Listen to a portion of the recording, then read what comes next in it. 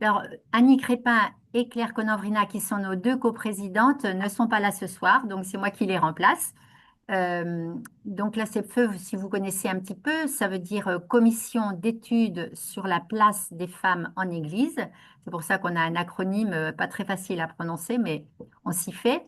Nous avons décidé de nous fonder en 2022 et nous sommes association Loi 1901 depuis juin 2024.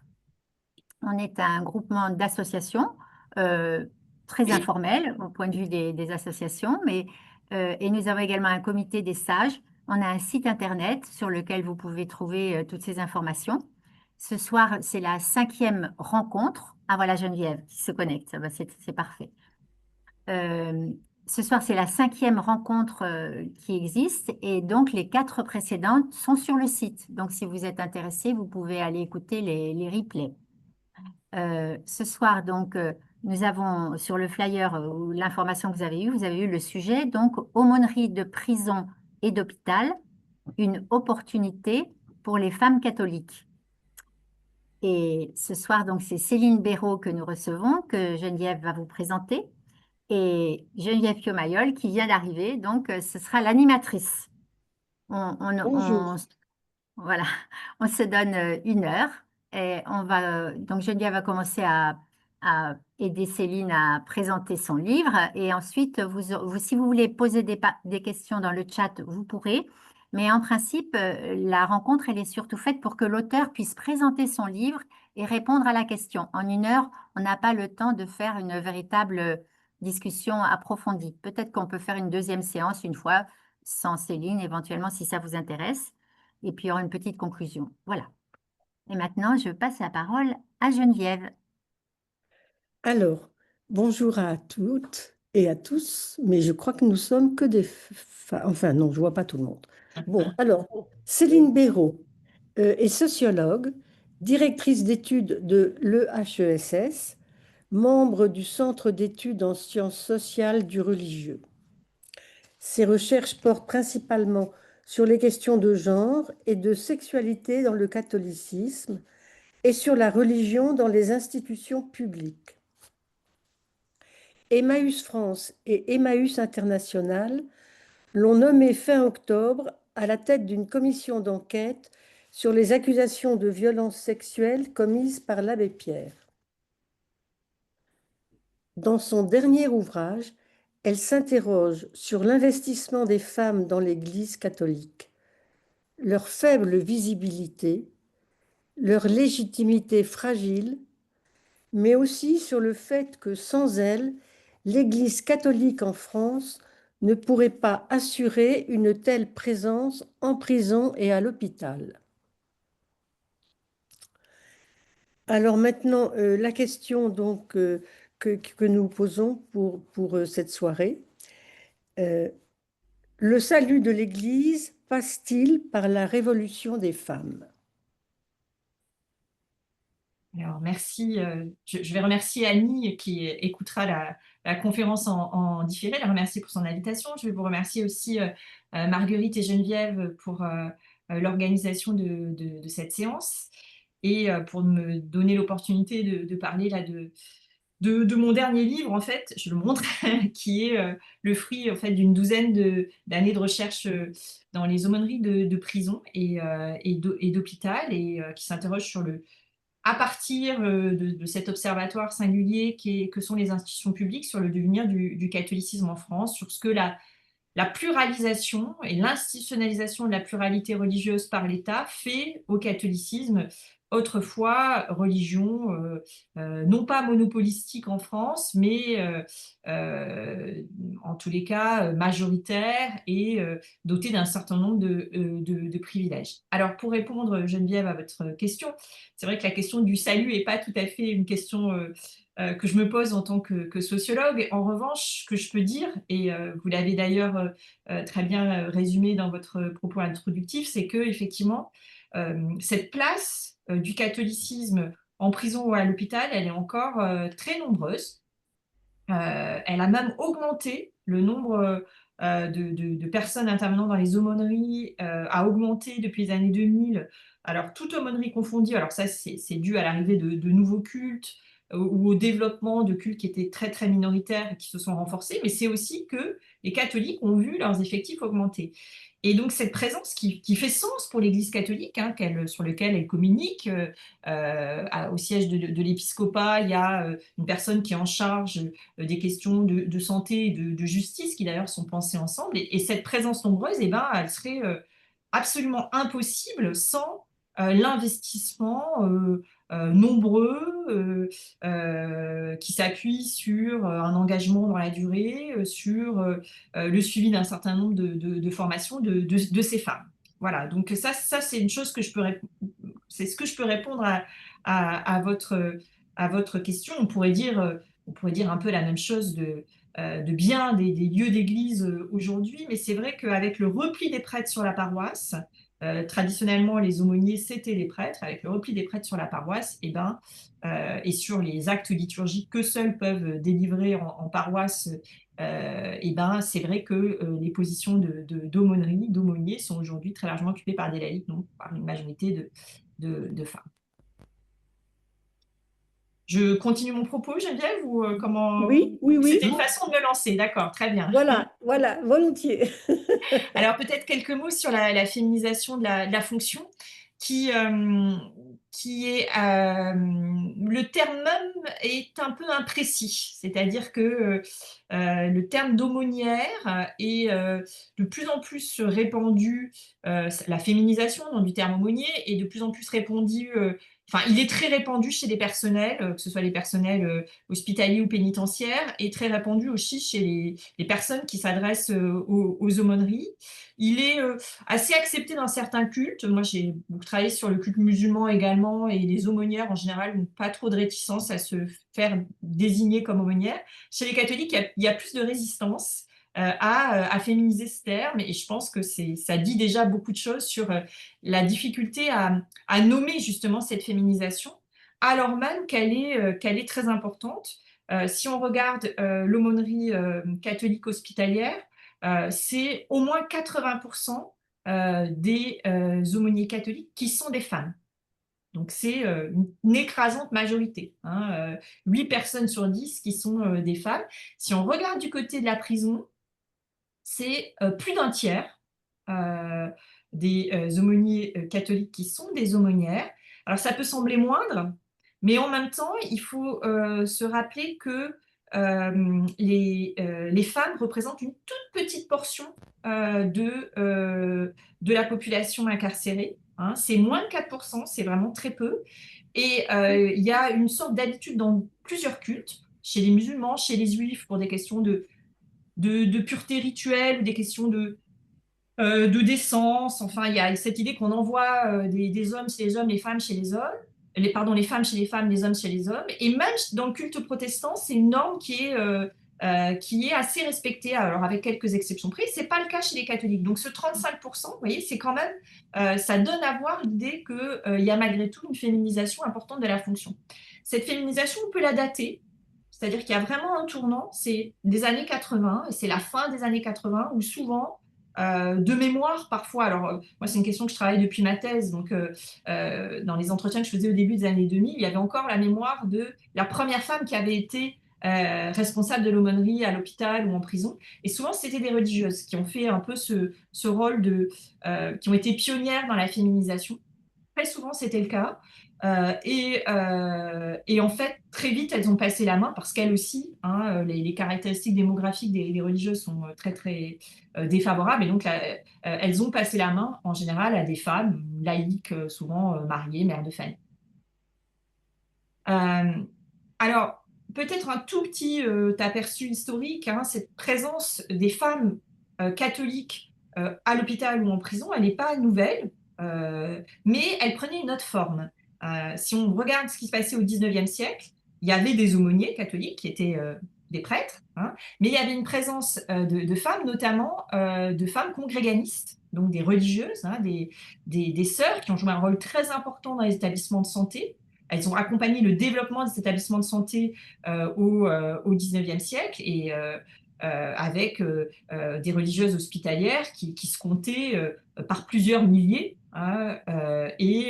et qui vont avoir un rôle très important. Là, je renvoie aux travaux de ma collègue historienne, alors d'abord aux travaux de Claude Langlois, qui a été pionnier sur ces questions-là, et puis plus récemment, une collègue historienne qui s'est vraiment inscrite dans le sillage des travaux de Claude Langlois, qui s'appelle Anne Jusson, qui a montré le rôle très spécifique que jouaient ces religieuses dans les hôpitaux. Elle a travaillé sur les hôpitaux de Paris comme des gardiennes des sacrements. Donc elles intervenaient un peu en collaboration avec les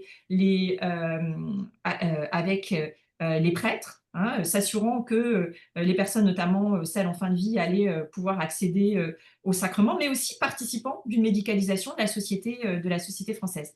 Et il y a quelque chose de très similaire en prison, puisque au moment où est décidée la séparation des sexes stricts en prison, et notamment le fait que les femmes devaient être désormais surveillées par des femmes, et ben, l'État se tourne vers qui? L'État se tourne vers des religieuses, vers une congrégation qui s'appelle les Sœurs de Marie-Joseph et de la Miséricorde, qui sont chargées de surveiller les femmes détenues. Et vous avez encore aujourd'hui un certain nombre de religieuses, alors qui sont aujourd'hui très, très âgées en général et très peu nombreuses, mais qui sont encore présentes dans certains établissements pour femmes, où elles ont un rôle, elles sont liées à une convention avec l'administration pénitentiaire. Elles n'ont plus du tout un rôle de surveillance, ni même un rôle d'infirmière ou de travailleuse sociale qu'elles ont assumé dans les années 50, 60, 70, mais elles sont là, elles assurent une présence souvent auprès des détenus les plus isolés et les plus démunis. Donc, je l'ai dit tout à l'heure, cette présence, donc, elle est non seulement ancienne, elle est nombreuse, massive, mais en même temps, elle est peu pensée. Je vous ai donc donné l'exemple du titre aumônière qui, je veux dire, en sociologie des professions, c'est pas anecdotique, vous voyez, d'avoir un flottement sur la façon dont on désigne une profession et dont on désigne sa féminisation. Il y a toute une série de travaux des travaux historiques, sociologiques sur cette question-là. Et là, on voit probablement une forme peut-être de réticence à acter par un terme qui reflèterait justement le niveau de féminisation de cet engagement, probablement une résistance, et on voit qu'elle est plus forte dans certains lieux que dans d'autres. Dans le diocèse de Paris, par exemple, il y a encore même une certaine réticence à qualifier les laïcs d'aumôniers. Alors, si vous regardez le Code de droit canonique, le Code de droit canonique dit que le chapelain, qui est le terme pour aumônier, ça doit être un prêtre. Et donc, il y a encore une résistance dans le diocèse de Paris à désigner non seulement les femmes, mais aussi des hommes laïcs étant des aumôniers. C'est quelque chose qu'on ne voit plus tellement ailleurs. Ça, c'est probablement lié au fait qu'il y a encore un nombre important de prêtres dans le diocèse de Paris, que la situation parisienne du diocèse de Paris n'est pas du tout représentative de la situation française. Et ce qui était intéressant, c'est que cette présence, elle est aussi impensée par les pouvoirs publics. Moi, c'est une question que j'ai souvent posée, par exemple, à des hauts fonctionnaires de l'administration pénitentiaire qui sont... Vous voyez, l'administration pénitentiaire, ça reste un des rares lieux où on sépare les sexes, c'est-à-dire de manière extrêmement rigoureuse. C'est vraiment un principe d'organisation de la détention. Il y a toute une réglementation autour. Bonjour Annie qui vient de nous rejoindre. Il y a toute une réglementation autour de jusqu'où peuvent aller les hommes en détention de femmes et les femmes en détention d'hommes, avec des principes très restrictifs, ce qui fait que, par exemple, les femmes ne peuvent être surveillées que par des femmes. Et c'est-à-dire que les surveillants hommes en détention de femmes sont soit dans des positions extérieures à la détention, par exemple à l'accueil, ou alors ce sont des gradés. Et lorsque ils doivent intervenir en cellule, ils sont forcément accompagnés de surveillants de femmes. Donc il y a cette idée, voilà, que les hommes ne doivent pas trop pénétrer la détention de femmes et en particulier leurs cellules. Alors, on peut avoir l'idée que c'est pour protéger les femmes, mais c'est aussi malheureusement une vision un peu différente, qui est cette idée quand même de la femme tentatrice, et que finalement, c'est peut-être davantage protéger les hommes de rumeurs, d'accusations, que vraiment protéger les femmes. Mais en tous les cas, le principe est assez... Vous voyez, la gestion de la distinction est très, très fortement... pensée pour les personnels de surveillance qui se sont beaucoup féminisés à partir du moment où le concours est largement ouvert aux femmes à la fin des années 90, dans un contexte de manque de candidature à ce type de concours et pas du tout dans une idée de promouvoir les femmes. Et lorsque moi j'ai interrogé ces fonctionnaires sur la présence des femmes, elle était notamment en détention d'hommes, il y avait peu de réponses en considérant que ça relevait de l'affaire des cultes, ce qui est vrai d'ailleurs en termes de principes organisateurs, parce que s'il y a des aumôneries, c'est conformément, et ça il faut peut-être que je le dise d'emblée, hein, à la loi de 1905, qui certes va mettre un terme au régime des cultes reconnus et à leur financement, donc ce régime du 19e siècle, mais qui en même temps se veut la garante du libre exercice des cultes et qui donc fait peser sur l'État un certain nombre d'obligations, notamment lorsque des individus ne sont pas en capacité, parce ils ou elles sont retenus soit en raison de leur état de santé, soit par une décision de justice, soit parce que, on pourrait aussi parler de l'armée, les personnes sont en opération extérieure, donc elles sont loin de leur lieu de culte, et donc c'est l'État qui doit mettre en œuvre les moyens rendant possible ce libre exercice du culte, mais en même temps, l'État ne doit pas s'immiscer dans l'organisation de ce culte. Donc finalement, la réponse qui m'était faite était assez juste, c'est l'affaire des cultes. Ce qui est intéressant, c'est que du côté des autorités catholiques, c'est vraiment une question qui n'est pas pensée. Je veux dire, il n'y a aucun texte de l'épiscopat français sur cette question-là. Il y a eu des textes sur les laïcs, sur les équipes de laïcs, mais rien qui n'a été pensé sur le fait qu'il s'agissait, notamment à l'hôpital, très très majoritairement de femmes. Et j'avais été invitée 2 fois consécutives à participer au congrès des aumôniers de prison, des aumôniers catholiques de prison qui a lieu à Lourdes tous les 5 ans. Et ben, c'était en 2018 la dernière fois où j'y avais été, et il y avait différents ateliers l'après-midi, et il y en avait un atelier justement sur la question des femmes, hein, des femmes aumôniers, et c'était l'atelier où il y avait le moins de personnes, qui avaient eu le moins de succès. Voilà, on peut le regretter, hein, mais on était très peu, on était un tout petit nombre. Alors la session avait été très intéressante, mais c'était, vous voyez, pour vous dire que c'est une question qui n'est pas pensée, y compris peut-être par ces femmes elles-mêmes, hein, d'une certaine façon. Alors, donc pas de texte de l'épiscopat, pas vraiment de débat sur cette féminisation qui est donc de fait peu connue, assez largement invisibilisée. Et lorsque moi j'interrogeais les responsables sur justement cette féminisation, c'était souvent un discours a posteriori de légitimation qui était porté, mais qui n'était pas du tout un discours de promotion des femmes, mais notamment sur la question de la détention, lorsque je demandais finalement qu'est-ce que ça fait qu'il y ait ces femmes, on me disait, et notamment les prêtres me disaient, c'est très bien parce que finalement, les femmes sont naturellement douées pour l'écoute et la sollicitude, pour l'accompagnement, qui sont vraiment les termes qui sont aujourd'hui mis en avant par les aumôniers, hommes ou femmes, prêtres ou laïcs, pour décrire leur fonction. Et donc, c'était au nom d'un discours finalement très traditionnel de complémentarité des sexes, une vision assez stéréotypée des femmes, avec cette idée que c'est bien qu'il y ait des femmes en détention d'hommes parce que ça viendrait restaurer l'image de la femme, avec voilà tous les guillemets qu'il faut mettre, l'image de la mère, hein. Et donc, c'était finalement une espèce de façon assez paradoxale de légitimer cette présence des femmes en se référant à un discours essentialiste et différentialiste. Mais c'était vraiment, j'insiste, hein, un discours, une légitimation a posteriori d'un processus qui en fait s'est fait sous la contrainte. Hein, ça, j'ai redit, hein, c'est-à-dire cette diminution du nombre de prêtres disponibles pour pouvoir intervenir dans ces aumôneries. Alors, l'avantage, c'est que c'est peu visibilisé, mais c'est aussi peu controversé.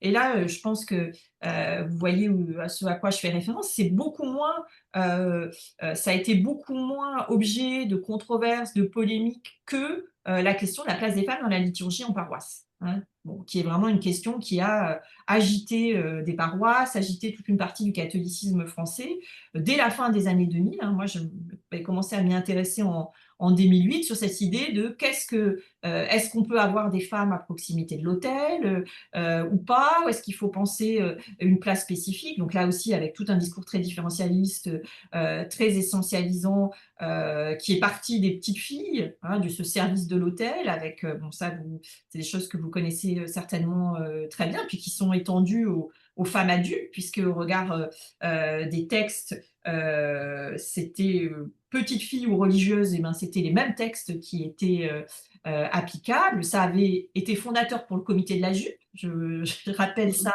puisque c'était alors à l'occasion d'un synode romain sur l'Eucharistie qui avait été ouverte, donc on est en 2008, qui avait été ouverte le premier débat que finalement va trancher le pape François bien longtemps après, sur la possibilité de reconnaître le rôle d'acolyte et de lectrice aux femmes. Donc ces ministères institués qui avaient été réservés exclusivement aux hommes, tâches qu'elles effectuent partout dans le monde sans que ça suscite beaucoup d'émotions dans beaucoup de parties du monde, et en même temps sans que ce statut de ministre institué leur soit reconnu. Et donc il y avait eu ce débat à Rome, et l'archevêque de Paris, 23, était interrogé et avait dit, vous voyez, cette parole très malheureuse, vous en souvenez sûrement, en disant ce qui compte, c'est ce qu'elles ont dans la tête. C'est pas de porter une jupe, c'est ce qu'elles ont dans la tête, sous-entendant que ces femmes étaient nécessairement pas formées et donc pas susceptibles de prendre en charge ce type de tâches. Et donc ça a beaucoup agité, hein. Ça, c'est des choses que le comité de la jupe a vraiment suivi de près, FHE aussi, enfin, je veux dire, c'est vraiment la presse en était, la Croix a fait plusieurs fois des dossiers là-dessus, y compris en collaboration avec le comité de la jupe pour essayer de cartographier ces paroisses, pour voir est-ce qu'il y avait des lieux où on excluait complètement les femmes, des lieux où on les acceptait, des lieux où on essayait d'inventer une position différenciée. Enfin, tout ça est assez bien connu, mais ça a été très controversé jusqu'à ce que, en théorie, le pape François tranche les choses, puisque le pape François a ouvert ses positions de lectrice et d'acolyte aux femmes. Et malgré tout, il y a encore des résistances dans certains lieux avec cette idée que, ben non, c'est pas la place des femmes, etc. Bon, et ben la question de l'aumônerie, elle est finalement, vous voyez, le fait que ce soit peu visible, par certains côtés, ça renforce pas l'institutionnalisation, ça la fragilise, puisqu'on n'a pas conscience de l'engagement de ces femmes, y compris des personnes qui sont très engagées dans l'Église catholique. Mais en même temps, l'avantage, d'une certaine façon, c'est que c'est passé un peu sous les radars de toutes ces controverses, dont le catholicisme, toutes ces controverses sur le genre, qui ont saturé complètement l'espace catholique pendant au moins une quinzaine d'années, hein. Et je ne suis pas sûre qu'on en soit complètement sorti. On va voir ce qui ressortira là de ce qui adviendra avec le nouveau pape sur ces questions-là.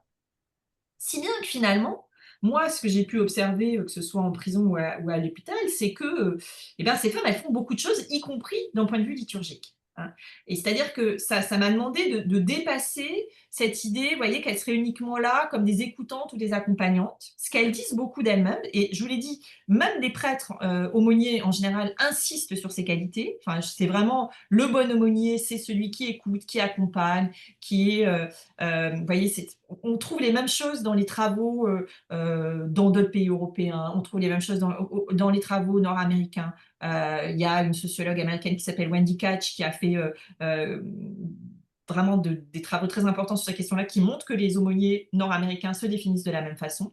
Mais malgré tout, lorsque moi j'ai été sur le terrain, ce que j'ai vu, c'est que finalement, il y avait aussi des femmes qui agissaient d'un point de vue religieux. C'est-à-dire que ce n'est pas uniquement une sorte de sécularisation interne de la fonction. Vous voyez, il y a eu souvent cette idée que la féminisation de la fonction, c'était une forme de sécularisation interne. Ça a pu être dit à propos des femmes pasteurs, mais ça a été ensuite assez contesté. C'est-à-dire avec cette idée que, ben non, les femmes, c'est pas parce qu'il y a des femmes que, ça y est, on est dans une religion qui serait uniquement, finalement, une religion de l'accompagnement, de la proximité, en gros du care, hein, pour dire les choses, hein, voilà. Mais en tout cas, ça a souvent été quelque chose qui a pu être considéré comme une étape supplémentaire de sécularisation.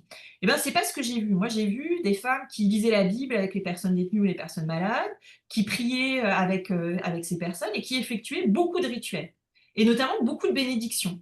Hein, donc, le livre des bénédictions, c'est une ressource tout à fait. Si vous n'avez jamais mis le nez dedans, enfin, je suis sûre qu'il y en a beaucoup parmi vous qui ont déjà. C'est extrêmement intéressant parce qu'il y a énormément de bénédictions qui sont rendues possibles. Alors, on en a beaucoup parlé l'année dernière au moment de Fiducia Supplicans, hein, parce que justement, comme c'était cette question de la bénédiction des couples de même sexe, on a découvert l'ampleur des possibilités de bénédiction dans le catholicisme. Et c'est vrai qu'il y a des bénédictions qui sont réservées aux évêques, des bénédictions qui sont réservées aux prêtres, mais il y a beaucoup de bénédictions qui peuvent être faites par des laïcs. Et donc, eh ben, les laïcs, hommes ou femmes, s'en emparent pour bénir des objets des objets de piété, ça on bénit beaucoup. En prison, ça c'est vraiment des choses c'est plus souvent. Des médailles, des croix, des chapelets, des images saintes, hein. Et donc les femmes bénissent comme les hommes finalement, mais aussi bénissent les personnes. Et donc là, c'est vraiment donc des choses dans lesquelles les femmes s'investissent par donc ces rituels de bénédiction, souvent accompagnés de la lecture d'un texte biblique, d'une prière, de gestes, un signe de croix tracé sur un objet, sur le front de la personne, parfois également une aspersion d'eau bénite ou un encensement.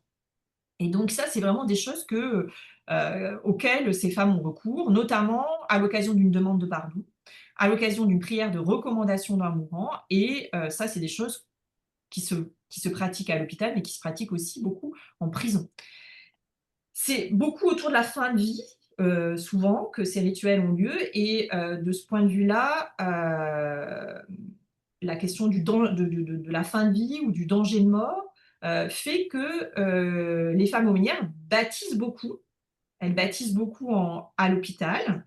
Là aussi, beaucoup plus que ce qu'on peut penser. Alors, vous connaissez certainement le cadre canonique de ce baptême, hein. Donc, en cas d'urgence, n'importe quel baptisé peut en baptiser un autre avec un rituel simplifié. Donc, on peut se dire, voilà, c'est assez logique que à l'hôpital, en fin de vie, ces choses pour des bébés qui naissent et dont les jours sont comptés. Effectivement, il y a des baptêmes qui sont faits. Mais ce qui était très intéressant, c'est que le critère même de l'urgence était souvent décrit de manière très extensive.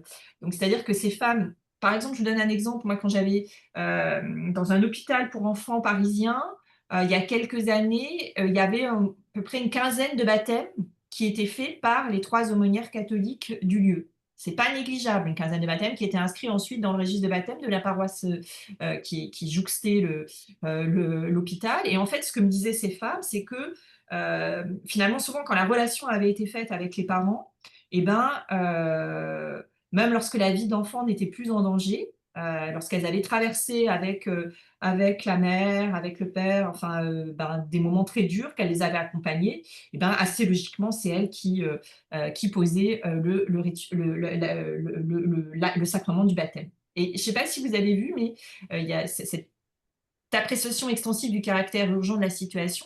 Elle a été aussi, je crois que c'était un évêque belge ou un évêque des Pays-Bas, je ne sais plus, qui considérait que finalement, même en dehors, dans les paroisses, etc., le fait qu'il y avait peu de prêtres, et donc c'était en soi il l'assimilait à une situation d'urgence, puisqu'il n'y avait pas toujours des prêtres disponibles, et que ça pouvait légitimer plus largement la question de baptême réalisé. C'est un évêque allemand, pardon. C'est un évêque allemand qui considérait qu'effectivement, il pouvait encourager des laïcs à pratiquer le baptême. Donc, j'avais trouvé ça assez intéressant. Dans les établissements pénitentiaires aussi, elles sont très présentes sur les rituels liés à la fin de vie, à la mort, à la conduite de funérailles notamment. Vous savez que la prison, c'est la deuxième institution où on meurt. Souvent, on n'y pense pas, hein. C'est l'hôpital la première, mais la deuxième, c'est la prison. Pourquoi? Parce qu'il y a une sursuicidité carcérale. On se suicide davantage en prison qu'à l'extérieur. Et la France, malheureusement, a des taux records à l'échelon européen de cette sursuicidité. Donc ça, c'est vraiment quelque chose qui a été un peu éclipsé, vous savez, par toutes les polémiques, la focalisation sur la question de la radicalisation carcérale, qui a effacé du débat public cette question de la sursuicidité carcérale, qui était très, très, très prégnante dans les années 2000, mais qui demeure une réalité. Et c'est vrai que dans un établissement pour femmes où une détenue s'était suicidée et il y avait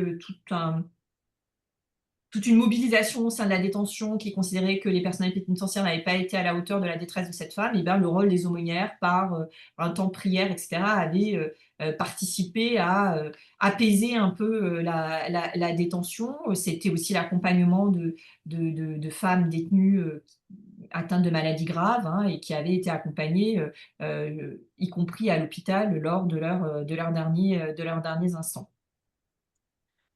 Et finalement, ce qu'on voit, et là je reviens à cette affaire de faible visibilité avec ses avantages et ses inconvénients d'un point de vue sociologique, hein, c'est que probablement ces institutions publiques que sont l'hôpital ou la prison, elles offrent des espaces d'autonomie, un peu à la manière finalement des espaces de mission. Vous savez, il y a des travaux historiques là-dessus sur des femmes qui partaient en mission au XVIIe siècle et qui, là où il n'y avait pas de prêtre, justement, là où elles étaient loin du clergé, loin du contrôle de l'Église, elles trouvaient une forme, bon, je pense aux travaux de Zemon Davis notamment, ou aux travaux de Curtis, hein, des historiennes qui ont montré comment, y compris en matière sacramentelle, il y avait, notamment sur la question du baptême, il y avait une capacité d'action, d'expression de ces femmes, souvent qui étaient souvent des religieuses elles-mêmes.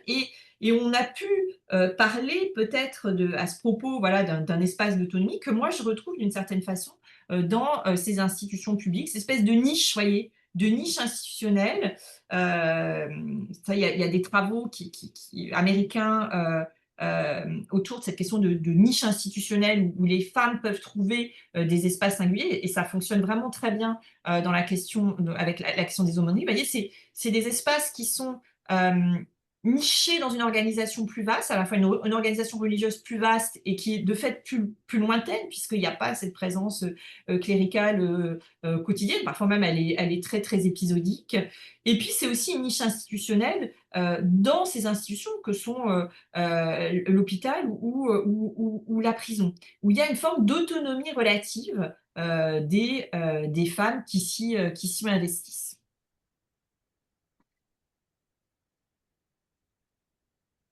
Alors, parfois, il y a même des prêtres qui sont qui soutiennent les femmes dans cette autonomisation, allant parfois jusqu'à, d'ailleurs, femmes ou laïques, diacres aussi parfois, hein. Ça, c'est des choses que j'avais repérées au début des années 2000 dans ma thèse, donc j'avais parlé de bricolage en roue libre, où, vous voyez, il y avait par exemple des sacrements de réconciliation qui étaient donnés en 2 temps. Alors, ce qui est absolument pas conforme au droit de l'Église, pas du tout conforme où il y avait finalement l'aumônier ou l'aumônière non prêtre qui recevait la confidence, et puis le prêtre qui passait et qui, sans réentendre la confidence, puisqu'il y avait cette idée que c'était peut-être compliqué de la redire, donnait l'absolution. Ça, c'est chose que j'avais vue il y a 20 ans maintenant, et qui sont de nouveau, enfin que j'ai retrouvé aussi dans l'espace dans l'espace de la prison ou de l'hôpital, alors qui ne sont pas propres aux femmes, hein, mais et donc là, il y a aussi des prêtres qui soutiennent d'une certaine façon, considérant que il faudrait peut-être étendre aussi le droit à la célébration d'un certain nombre de sacrements, et peut-être sur ces questions d'urgence comme c'est le cas par exemple pour la question du baptême. Alors, vous voyez, c'est intéressant quand même, parce que si on reprend le contraste avec la question de la paroisse, il y a là quand même un espace de liberté. Alors, il n'y a pas de revendication, il n'y a pas de contestation, il n'y a pas de polarisation, il n'y a pas de controverse sur qui peut célébrer quoi, qui a le droit de décider, etc. Mais il y a des choses comme ça qui s'inventent, qui se font, parfois conformément au droit de l'Église, hein. Le livre des bénédictions est absolument, enfin, je veux dire, il y a une source incroyable de types d'actes qui peuvent être posés, et puis parfois de manière un peu limite, vous voyez, les conditions de perception un peu extensive de la question d'urgence, ou carrément très, très en roue libre, comme dans le cas d'un sacrement donné en 2 temps. Alors, il ne faut pas non plus imaginer qu'on est dans ces espaces d'autonomisation relative, hein. On n'est pas non plus dans une liberté totale. Il faut bien avoir en tête que ces femmes catholiques, elles sont aussi sujettes à des formes de vexation, à des formes d'asymétrie, notamment par rapport à leurs homologues hommes. C'est des choses qui m'ont souvent été dites, vous voyez, même lorsque ces femmes sont responsables d'aumônerie, c'est-à-dire que c'est elles qui ont la charge officielle dans leur lettre de mission de l'équipe, et bien souvent, les directions des établissements, et ça c'est vrai en prison comme à l'hôpital, lorsqu'il s'agit d'inviter le ou la représentant, enfin un représentant, c'est forcément un représentant homme. Alors s'il y a un prêtre, c'est naturellement lui, voilà, c'est ce qui apparaît comme le représentant légitime, mais même lorsque c'est plusieurs laïcs, eh ben, c'est souvent finalement les hommes qui sont considérés comme étant les responsables de l'aumônerie, comme étant les interlocuteurs légitimes. Euh, Là aussi, le terrain liturgique n'est pas non plus, il ne faudrait pas avoir une idée trompeuse de tout ça, c'est aussi un terrain qui est assez sensible.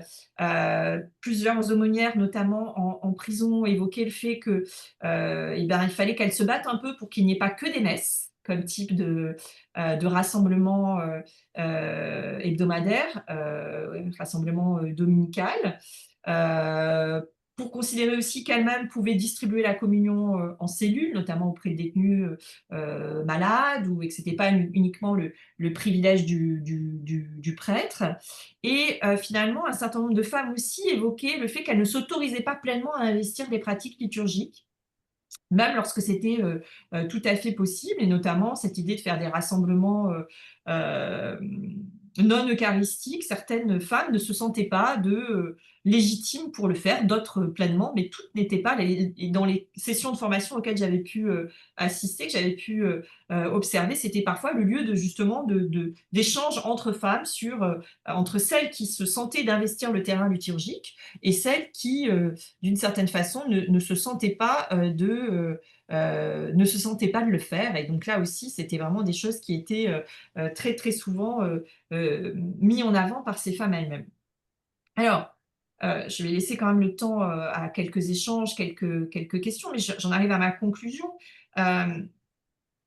Dans ce travail j'ai dit, hein, c'est plus d'une dizaine d'années de recherche, et c'est pas un travail que j'ai fait uniquement sur les aumôneries catholiques, hein. J'ai d'ailleurs beaucoup travaillé sur l'aumônerie musulmane, mais aussi sur l'aumônerie protestante, l'aumônerie bouddhiste, l'aumônerie orthodoxe, témoins de Jéhovah. Vous voyez, il y a eu il y a un périmètre qui est assez large, plus large d'ailleurs en prison qu'il ne l'est à l'hôpital. C'est ce périmètre de pluralisation que j'évoquais, qui est au cœur de la problématique du livre sur ce phénomène de reconnaissance par l'État d'une pluralité de religions. Finalement, ce que moi j'ai vu, et ça converge aussi avec des analyses qui ont pu être faites dans d'autres pays, c'est que le rôle, enfin les interventions des aumôniers, et là c'est vrai, quel que soit le statut clerc ou laïque, homme ou femme des aumôniers, c'est que c'est toujours des interventions qui sont hybrides et flexibles, hein. Donc qui sont hybrides, c'est-à-dire que, je vous ai dit tout à l'heure, c'est pas de la pure sécularisation interne, c'est-à-dire que c'est pas uniquement de l'écoute, comme pourrait faire n'importe quel bénévole. Il y a énormément d'associations qui interviennent à l'hôpital, également en prison, hein, qui vont faire de l'écoute auprès des personnes détenues ou des personnes malades. Donc c'est pas que des choses qui sont sécularisées, c'est très rarement non plus que du religieux, hein. Donc c'est quelque chose qui est hybridé, et c'est quelque chose qui est flexible, qui est en général adapté. Alors, c'est très subtil, et c'est en ça que c'est très intéressant de suivre les aumôniers dans leur visite, dans leur rencontre. C'est-à-dire que les aumôniers vont adapter le type d'intervention à la personne à laquelle il ou elle s'adresse. Et il est vrai qu'aujourd'hui, le public de ces aumôneries, c'est un public lui aussi très pluriel.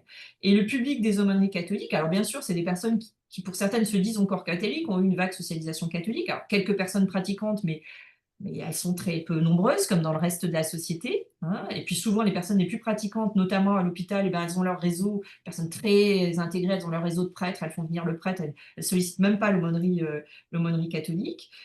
Donc les personnes qui sont visitées, que ce soit en prison ou à l'hôpital, c'est souvent des personnes qui ont eu une vague socialisation catholique, une vague éducation catholique, mais qui aujourd'hui peut-être se diront sans religion.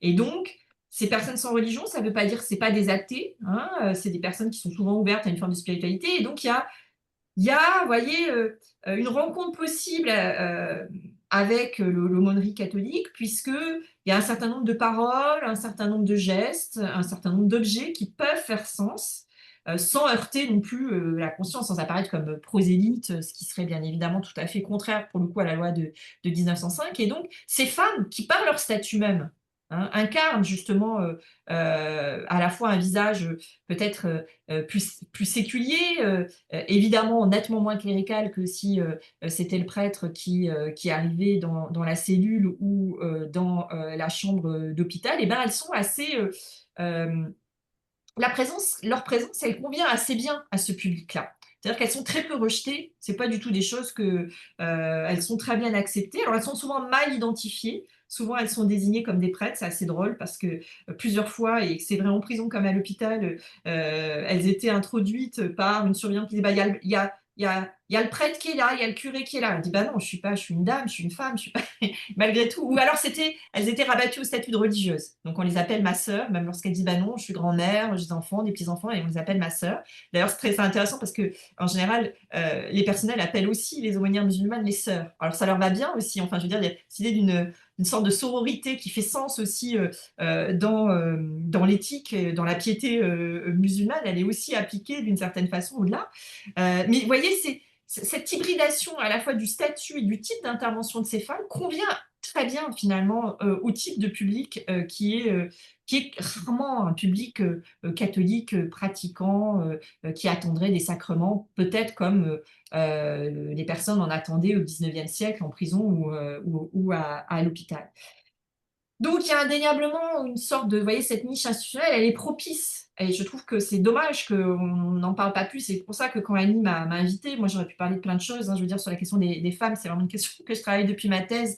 Et il y a plein de dossiers que j'aurais pu prendre. Mais je me suis dit, à l'occasion de la sortie de ce livre, c'était intéressant de parler de ces espaces, de cette niche institutionnelle que constituent les aumôneries de prison et d'hôpitaux, parce qu'on en parle peu, et parce que c'est aussi des lieux très intéressants, des lieux d'autonomie relative pour ces femmes.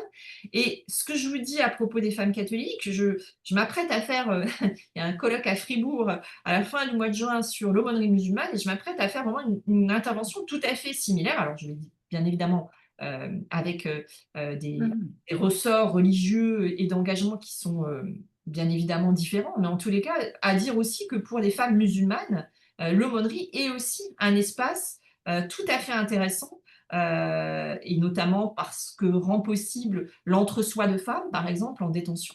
Hein, il y a un espace aussi tout à fait intéressant d'autonomisation, de liberté et peut-être d'invention aussi de fonctions nouvelles. Ça, c'est à mon avis très, très, très, très vrai dans le cadre de l'islam où la question de la mosquée est encore peut-être plus fermée que l'espace rituel en mosquée étant, en tous les cas dans les mosquées françaises, c'est moins vrai dans d'autres pays européens, étant des situations peu propices à l'investissement des femmes, en tous les cas du point de vue rituel, elles peuvent l'être, et là il y a vraiment là aussi des choses qui sont en train de bouger sur la question de l'enseignement, hein. Elles sont enseignantes dans l'institut musulman, dans les mosquées, mais la question de ces aumôneries, de ces institutions publiques sont là aussi, je pense, un observatoire très intéressant pour comprendre l'invention féminin musulman. Voilà, je vous remercie de votre attention. Je vais m'arrêter là. Je crois que Geneviève a prévu quelques questions et donc Voilà. je vais y Alors, répondre. merci beaucoup Céline hein, pour cet exposé très, très intéressant. Bon, c'est vrai que oui, j'ai retrouvé des choses que vous dites dans votre livre, mais vous êtes allé aussi un peu plus loin par moment. Et alors, je suis très intéressée par cette question de la sororité dont vous avez parlé. Et chez les musulmans, effectivement, très, très facilement, les femmes s'appellent ma sœur, de même que les hommes s'appellent mon frère. Et je trouve que la confusion là entre enfin, que l'aumônière est d'emblée appelée sœur par le personnel ou par les détenus eux-mêmes, je trouve ça très intéressant. Et alors, ma question, c'était pourquoi, selon vous, les relations, vous dites ça beaucoup dans votre livre sur le chapitre de l'interreligion, les relations interreligieuses sont plus faciles chez les femmes que chez les hommes. Voilà, ça m'a beaucoup intéressée et je me demandais si vous pouviez en dire quelque chose. Alors, Voilà. ouais. Alors, c'est un peu un autre sujet, hein, Geneviève, mais c'est vrai que Oui, oui. mais c'est vrai que euh, ça partait un petit peu d'une énigme qui était que lorsque j'ai commencé à travailler sur ces questions d'aumônerie, notamment avec les collègues avec qui je me suis engagée sur ces dossiers-là, on se disait, bah, ça va être des lieux très intéressants d'écuménisme et d'interreligieux, parce que c'est des lieux Mhm. où finalement, dans un espace relativement restreint, il y a des représentants et représentantes de différents cultes.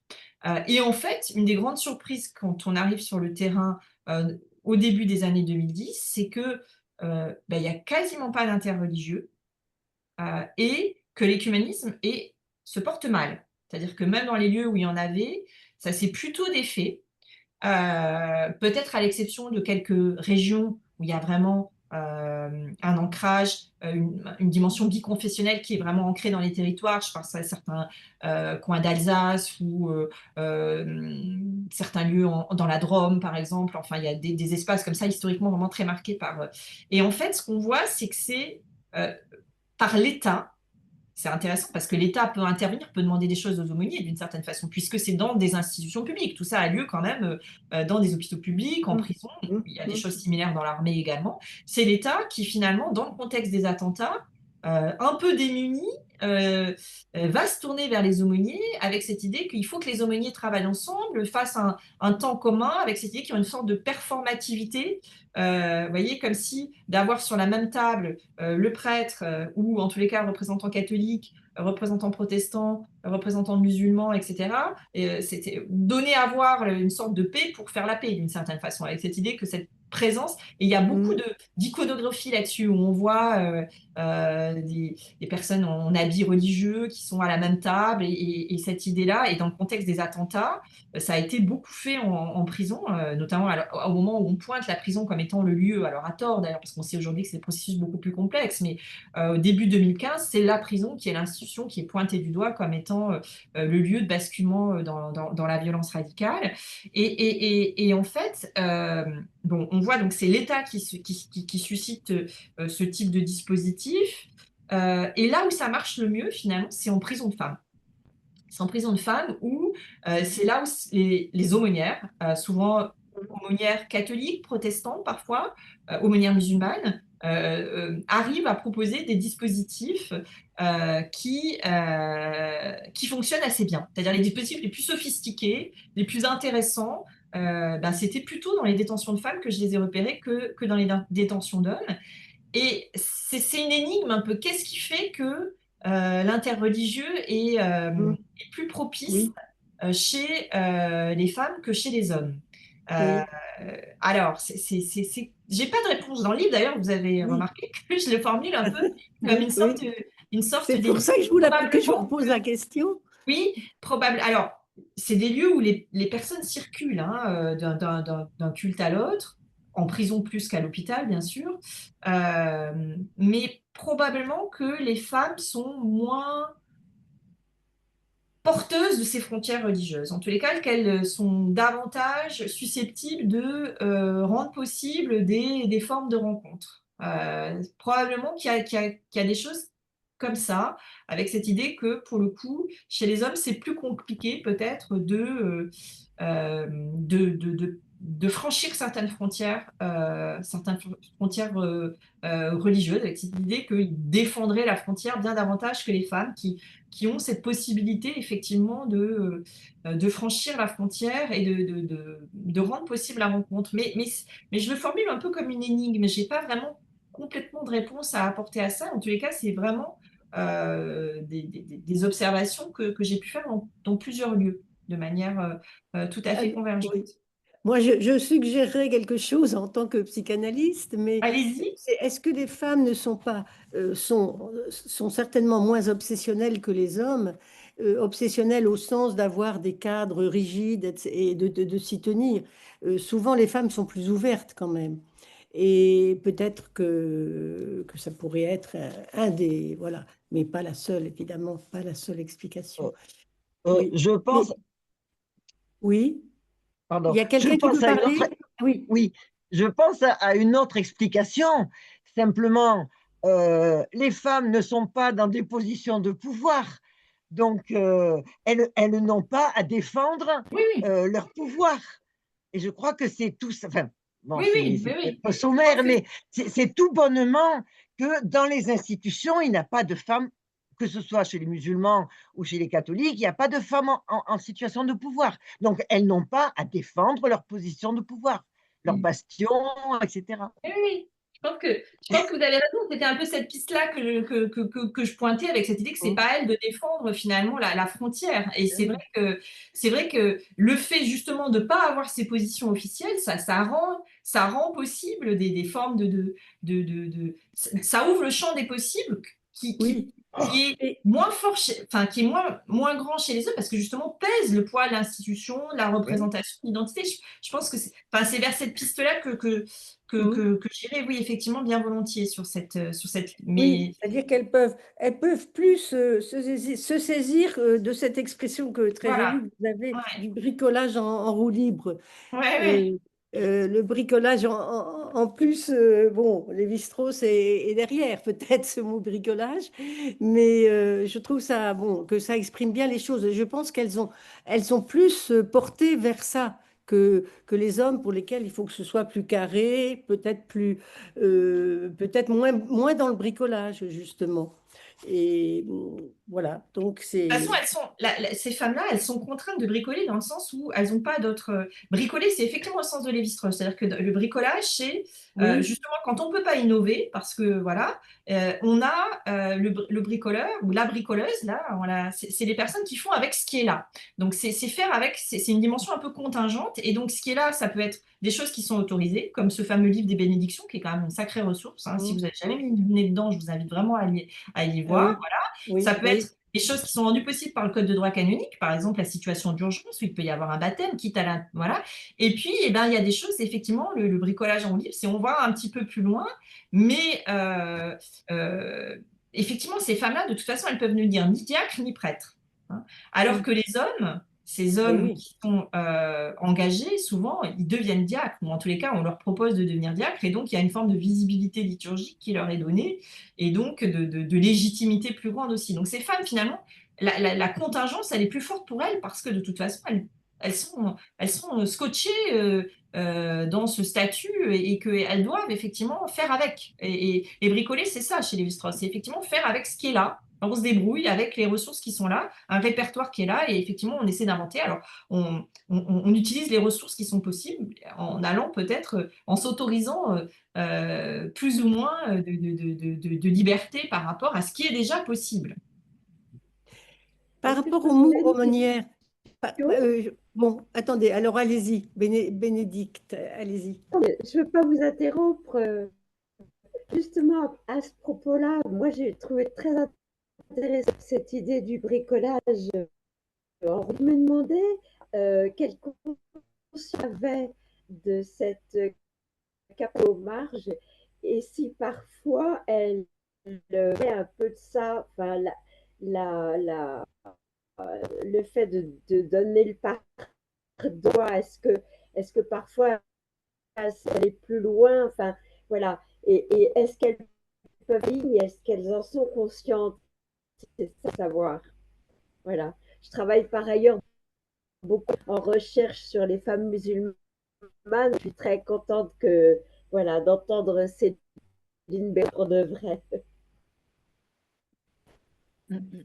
J'ai pas Céline, tout très bien entendu. avez-vous bien entendu, Céline, ce que Je disait sais Pas, Bénédicte? pas tout à sur la- fait. Ouais, Oui, ouais, non, Allez-y, Céline. malheureusement, ça a un petit peu coupé. Ah oui, c'est Euh, ça. c'est Oui, sur leur propre, finalement, la conscience qu'elles avaient de ça, ces femmes elles-mêmes, c'est ça, de ce Oui, qu'elles pouvaient faire, de, et de ce qu'elles. Ouais. Ouais, de cette tenue. éventuellement de voilà d'identité plus large que celle qu'elle reconnaissait. Alors, alors, il y a un éventail très large de ces femmes. Elles sont très différentes aussi. Il y en a qui se reconnaissent dans ces discours différentialistes, hein, comme beaucoup de femmes catholiques, hein, qui vont assumer complètement le fait d'être l'image, par exemple, de la mère, d'une restauration d'une image de la féminité, etc. Donc, il y en a qui vont complètement assumer ça. Il y en a d'autres qui vont trouver ça très réducteur, hein. Je veux dire, dans un moment dans le livre, je cite l'extrait d'une aumônière de prison qui dit malheureusement, on est considéré comme la mère. C'est-à-dire qu'elle trouvait oui, ça très réductrice oui, oui. d'être sans cesse. Donc, Oui. voilà. Et c'est ce que je disais aussi sur l'investissement liturgique. Il y en a qui vont exploiter, explorer au maximum toutes ces possibilités-là, et puis d'autres qui vont être beaucoup plus peut-être s'autoriser beaucoup moins cette forme d'exploration du champ des possibles. Donc, voilà. ce qui les préserve, je pense, c'est que justement, c'est pas des lieux qui ont été aussi polarisés qu'en paroisse, Mm. où finalement, ça a durci énormément les choses, ça a durci les camps, ça a aussi, les dispositifs sont devenus de plus en plus caricaturaux du point de vue de cette séparation des sexes, etc. Et je pense que ça a aussi rendu prisonnières certaines femmes de ça. Là, il n'y a pas ça. Donc, je pense que la moindre polarisation rend quand même le continuum, vous voyez, une sorte de continuum, beaucoup moins de polarisation, mais il n'empêche qu'il y a aussi, et ça vous le savez très bien, une très grande variété de ces engagements de femmes catholiques avec des positionnements qui peuvent être des positionnements critiques, qui espèrent du changement, et puis d'autres qui, au contraire, trouvent qu'elles sont très bien et que elles sont très heureuses d'être là et que tout se passe très bien et qu'il n'y a pas besoin de plus. Hein. Donc ça, vous le savez, enfin, c'est cette diversité incroyable du monde catholique et on le retrouve aussi chez ces femmes-là. Mais le fait que ce soit pas polarisé, qu'il n'y ait pas eu les controverses, je pense que ça a préservé quand même d'un durcissement très fort qu'on a vu sur ces questions-là ces dernières années, qui sont devenues quasiment des, euh, vraiment des lignes de frontières idéologiques, hein, je veux dire, vraiment très, très, très fort, polarisant parfois les espaces, les communautés, etc. Hein. Oui, moi je voulais. Est-ce qu'on a encore le temps d'une question? Oui, oui, oui. Si. Oui. Est-ce que vous pensez que cette sursuicidité, enfin le fait qu'il y ait tant de suicides en prison, c'est tout de même impressionnant. Et enfin, je veux dire, est-ce que c'est lié aux conditions, enfin c'est lié, si c'est une proportion beaucoup plus que dans le monde habituel. Est-ce que c'est lié aux conditions de vie de la prison dont on dit que c'est de plus en plus, en tout cas en France, de plus en plus lamentable? Oui, oui. Est-ce que C'est bien de dire la Geneviève parce que c'est terrible la polémique qu'on a entendue sur les activités ludiques en prison. Enfin, je veux dire, c'est complètement déconnecté de toute réalité. Je veux dire, moi, d'avoir fait ce en prison, c'était aller Oui. dans des lieux où il y avait, je sais pas, aller à Fresnes, par exemple. Fresnes, c'est une odeur qui vous prend à la gorge d'urine de Mhm. rat parce qu'il y a des rats partout, vous en voyez Mhm. partout. Mhm. Surveillance balade et vous avez une sorte d'attroupement de rats qui se déplacent. Donc, la chapelle de Fresnes, qui est d'ailleurs un lieu polyculturel, c'est un lieu où il y a des excréments de rats partout, y compris sur les tapis de prière des musulmans, où il y a des pigeons qui nichent dans le toit, où il y a des punaises de lit partout. Enfin, je veux dire, quand il y a un orage, eh ben, il y a des espèces de flots d'eau qui traversent. Voilà, c'est des personnes qui dorment par terre, une promiscuité avec voilà donc oui les conditions de détention en France elles sont terribles. Je trouve la polémique mais vraiment complètement indécente sur cette affaire d'activité ludique. Et d'ailleurs les aumôneries, vous avez sûrement vu qu'il y a eu des prises de position communes. Il y a une bonne plateforme interreligieuse du point de vue des aumôniers nationaux qui ont su prendre des positions assez courageuses pour dénoncer toute une série de choses et il y a eu un texte très intéressant qui a été signé par plusieurs aumôniers nationaux justement pour dénoncer cette polémique complètement hors sol et tout à fait populiste et démagogique sur cette question des activités ludiques. Il n'y a pas d'activités ludiques en prison, il y a des activités de réinsertion. Oui, peu, pas assez, dans un contexte où c'est surtout des conditions qui sont extrêmement déplorables. Vous savez que la France a été condamnée régulièrement pour ces conditions de détention par la Cour européenne des droits de l'homme. Et qu'effectivement, alors bien sûr, la détention, c'est une épreuve particulière qui peut conduire et qui conduit un peu partout, effectivement, à cette sursuscidité. Mais en France, elle est particulièrement élevée, probablement parce que, effectivement, les conditions sont particulièrement difficiles. Et c'est un des rôles des aumôniers. Je trouve que c'est peut-être bien de terminer là-dessus, que ce soit d'ailleurs des hommes, des femmes, des prêtres ou des laïcs, c'est d'être un peu des vigies de la détention. C'est un terme qu'on avait employé dans le premier livre que j'avais fait paraître avec mes collègues Claire de Lambert et Corinne Rostin, où on parlait des aumôniers comme des vigies de la détention. Parce que comme c'est des personnes de l'extérieur qui rentrent jusque dans les cellules, et finalement, personne ne va en cellule à part les surveillants. Les médecins ne vont pas en cellule, les avocats ne vont pas en cellule, rencontrent leurs clients au parloir avocat. Et ben, ils rentrent dans la détention, ils sont des témoins, ils peuvent alerter en interne, parfois aller dire, oh là là, on a vu un acte de violence commis par un personnel sur un détenu, ou être aussi des vigies qui vont prendre une position dans les médias sur des questions comme cette question, par exemple, des activités ludiques et pour dénoncer les conditions carcérales. Donc, il y a un rôle très, très intéressant de ces aumôniers, qui est un rôle souvent pensé de manière un peu interconfessionnelle, interreligieuse, avec des prises de parole communes qui fonctionnent très bien. Pour le coup, autant les dispositifs rituels ou les dispositifs à l'échelon des établissements de cette rencontre, un peu la prière commune, et cetera, c'est quand même pas si fréquent. Autant les relations en général sont plutôt bonnes, entre aumôniers, Oui. à l'échelle des établissements, par rapport à la direction, et cetera, ou, je pense que c'est la même chose, je pense à l'hôpital où on a vraiment des configurations communes et puis cette capacité à parler ensemble, dans le débat public, face, aux politiques, face à des demandes ministérielles et là, il y a un rôle intéressant, c'est plutôt un beau rôle des religions et notamment de l'Église catholique, hein, que de se positionner sur ces questions-là, notamment sur les questions de détention. Et est-ce que, alors dernière question, parce que je crois qu'on arrive, Marguerite, tu m'arrêtes quand il faut. C'est ta dernière alors, Geneviève. Bon, mais c'est vrai qu'on aurait envie de continuer beaucoup plus longtemps. C'est par rapport à... attendez, du coup, elle m'échappe. Pauvre, pauvre. Elle m'échappe, ma question là. Le temps qu'elle la trouve, Annie, c'est toi qui concluras parce que tu es Bon, là. alors Annie, alors je vous laisse conclure. Je vous laisse Non, non, mais conclure. tu peux En la, tout cas, tu Non, peux la non, poser, non, Geneviève. c'est très Oui, intéressant. pose-la, pose-la. C'est quand tu auras fini, je disais ça. oui, oui, oui, mais voilà, j'ai un petit trou là. Voilà, j'avais une question ce qui me brûlait et elle vient de m'échapper. Bon, sinon, ce que je voulais dire aussi, c'est que j'avais bien aimé le passage où, mais je suis pas là pour faire un commentaire de votre livre, mais quand vous parlez de la cure d'âme. Enfin, à un moment, le care, enfin, c'est la cure d'âme ou donner. Bon, et moi, pour moi, c'est psychanalyse, c'est quand même le mot que Freud emploie tout le temps quand il parle du travail d'une psychanalyse. C'est pour lui une cure d'âme, justement. Il dit ce mot-là en allemand, Ziele. Et donc, ce qu'on ne relève pas souvent, on croit toujours que Freud, c'est un gros méchant athée, ce qui est par ailleurs peut-être est vrai qu'il est athée, mais il parle de la cure d'âme. Voilà, je voulais vous dire ça. Bon, ma question ne revient pas.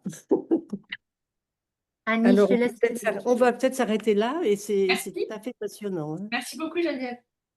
Eh bien, moi, je remercierais Céline Béraud en premier lieu. Je suis désolée d'avoir manqué le début, c'était tout à fait involontaire. Je remercierais Geneviève d'avoir animé avec autant d'intérêt, de passion. Je remercie tous les participants et participantes et j'annonce que la prochaine rencontre de la CEPFE aura lieu au mois de juin, le 18 juin, avec Jean-Louis Schlegel.